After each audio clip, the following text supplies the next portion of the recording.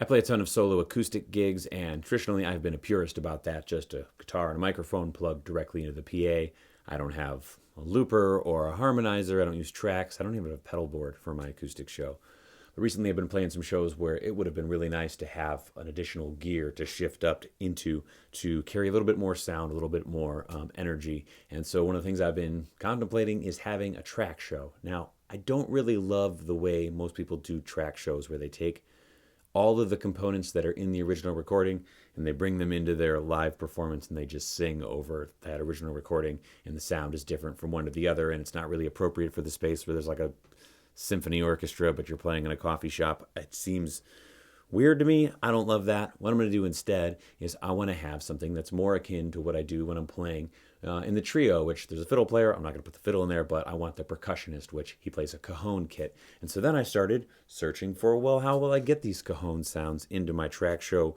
Will I hire a session player to play on all these songs? How much money is that going to cost me? Or maybe I could program my own by finding a virtual cajon instrument and playing my own with the pad controller.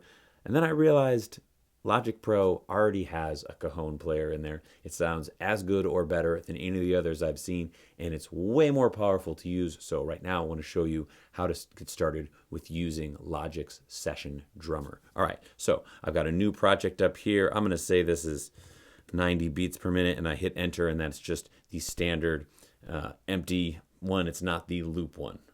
All right.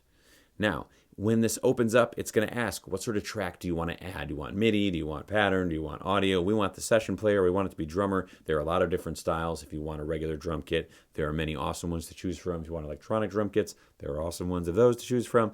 I want the percussionist. I want the songwriter one because that's the one that has the cajon that I'm looking for. And then I'm going to hit create. And you'll see that it automatically populates with a pattern that's in here. And we're going to start editing that. I'm going to give myself a little bit more space. I'm going to close the library by typing Y. And you can see here in the edit window, I've got this pattern right here. I'm going to turn on this cycle region. Let's just give this a listen real quick. You can hear that I can turn off these hand claps and these shakers just by clicking on them and get just the cajon. I can click on this and I can choose a different pattern for my cajon player to play. I can change how complex the pattern is or simple by dragging this slider. I can make it more intense, less intense, and you can do this to go along with the dynamics of your track as you go through. You can also add in these shakers. You can have the shaker be on a different pattern than your cajon is on. And you can choose in the preset here, you can choose like a different thing. This has got 6 on this layer, 6 on this layer, 2 on this layer. So that's obnoxious. I'm not looking for all of that. I'm going to turn all these things off again. Over here, you can see I have the fill amount set to almost 0. Now I've got fill set to max. I think we've all played with that, percussionist. Let's take that back down to something a little bit more sane. You can also make the fills really almost hilariously complex. Don't really recommend that. All right, you can also make them swing. We're not going to do the swing right now. Let's go look here into details, and you can see for each of the things that we have here, I can change the range of the complexity. I can make it so that it moves within this range, and I can make these phrase variations be greater or lesser. Again, I'm not really looking for a lot of variation. I want the groove to be played without tons and tons of fills. So again, we've all played with that percussionist, and it's not the best. Let's get to the thing that really, in my mind, makes this amazing, and that is that you can change the feel very easily. If you look here, I'm going to zoom in just a little bit. You can see all of these hits are directly on the grid, and so it's got this sort of machine dynamic to it where it's playing perfectly in time. Real players, they don't really play perfectly in time. They play a little bit behind the beat, like we're going to see here. I'm going to turn on the metronome so you can kind of hear. Or they'll play ahead of the beat like this. But the most common thing is not to be ahead or behind, but to be both ahead and behind. but not in a random way, in a very specific way. Real human beings don't just have randomness in their timing. They have timing that is unique to them, where, let's say, the kick sound is a little bit ahead and the snare is a little bit behind, or vice versa. And you can get some of that by using this humanize knob here. You can see, even if you're not able to hear that, you can see how some of these things are ahead and some of these things are behind. And it just has that little bit more of that humanness to it. And you can do that also with dynamics. You can change how much variation is there over the course of the loudest to the quietest strikes that are in there. Okay, so that's the basic groove. I'm going to turn that metronome off. Actually, I'm going to hit stop on this.